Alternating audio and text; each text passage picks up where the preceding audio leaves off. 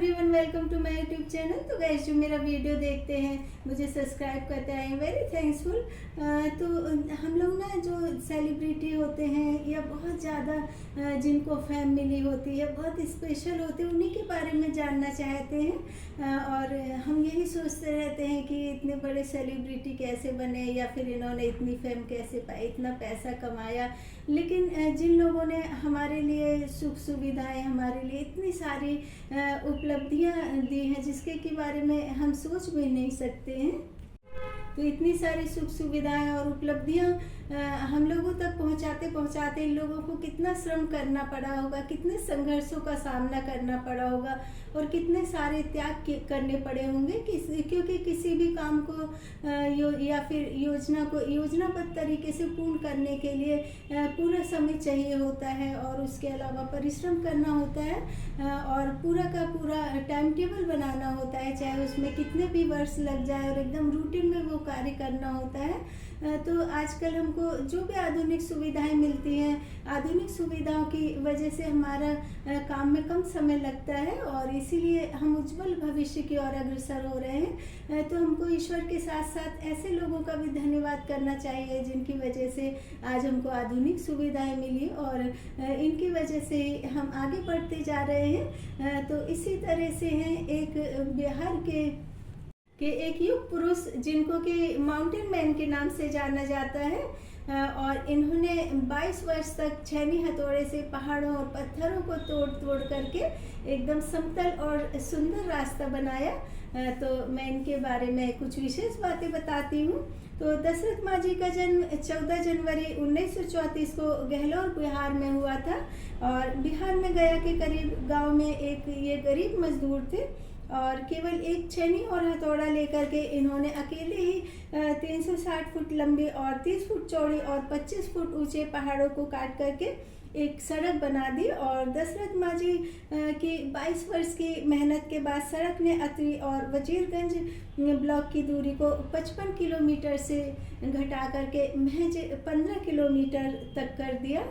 दशरथ मांझी द्वारा 22 वर्षों तक पहाड़ों को काट करके सड़क बनाने की कहानी भी बहुत ज़्यादा हृदय विदारक है। और दूसरा, पत्नी के वियोग का दर्द, क्योंकि दशरथ मांझी जिस गांव से आते थे वो बहुत ज़्यादा पिछड़ा हुआ था, वहाँ पर बिजली पानी की कोई व्यवस्था नहीं थी, और एक गांव से दूसरे गांव जाने के लिए पूरा पहाड़ पार करना पड़ता था।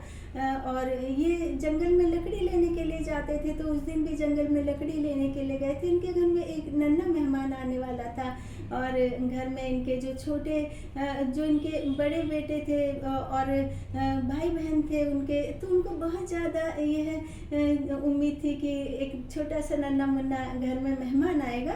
तो इनकी पत्नी इनको जंगलों में खाना देने के लिए जाने लगी, और जब जंगल में खाना देने जाने लगी तो पहाड़ों के बीच से जाने लगी, तो वहाँ की जो गली थी बहुत ज़्यादा सकरी थी, और वो उस सकरी गली में फंस गई, और वहाँ से वो निकल नहीं पाई, और बहुत ज़्यादा वो दर्द से तड़पती रही, और बिना इलाज के उनकी मृत्यु हो गई, और उनके गर्भ में जो शिशु पल रहा था उसकी भी मृत्यु हो गई। और दशरथ मांझी को जब इस बात का पता चला तो उनको बहुत ज़्यादा दुख हुआ कि उन्होंने अपनी पत्नी को और अपने होने वाले शिशु दोनों को ही खो दिया, और उन्होंने पूरे साज श्रृंगार के साथ में अपनी पत्नी को अंतिम विदाई दी। लेकिन उसी वक्त उन्होंने प्रण कर लिया कि अब इस तरह से चिकित्सा के अभाव में किसी भी महिला, किसी भी व्यक्ति की मृत्यु नहीं होगी, और तभी उन्होंने छेनी हथौड़ा लिया और पहाड़ों को तोड़ना शुरू कर दिया।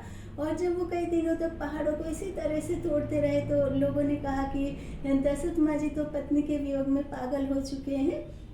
लेकिन उन्होंने समाज के गांव वालों की किसी की भी परवाह नहीं करी, और वो ना रात देखते ना दिन देखते, भूख लगी प्यास लगी कुछ भी नहीं देखते थे, कितना समय गुजर गया ये भी नहीं देखते थे। रात दिन पहाड़ों को तोड़ करके रास्ता बनाते रहते थे, और उनका ये कार्य देखने के लिए बाद में तो दूर दूर के गाँवों से भी लोग आने लगे, और सबको लगने लगा कि नहीं, दशरथ मांझी जो कार्य करे वो समाज के लिए है, हमारी भलाई के लिए है। तो सभी ने मिल करके इस तरह से पहाड़ों को काट करके रास्ता बनाना शुरू कर दिया, और 22 वर्षों के अथक प्रयास के बाद में पहाड़ों का रूप एक खूबसूरत सी सुंदर और चौड़ी सड़क ने ले लिया। तो दशरथ मांझी को की उपलब्धि के लिए बिहार सरकार ने सामाजिक सेवा के क्षेत्र में 2006 में पद्मश्री पुरस्कार के लिए उनका नाम सजेस्ट किया था। और दशरथ मांझी की मृत्यु 17 अगस्त 2007 में 73 वर्ष की उम्र में पित्त की थैली में कैंसर के कारण हुई थी।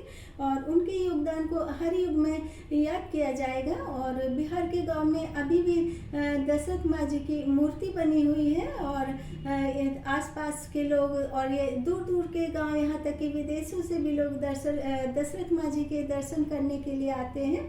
और यहाँ पर एक पुजारी है, तो पुजारी सुबह शाम पूजा भी करते हैं। और इनके पोते शायद इस वर्ष चुनाव भी लड़ेंगे।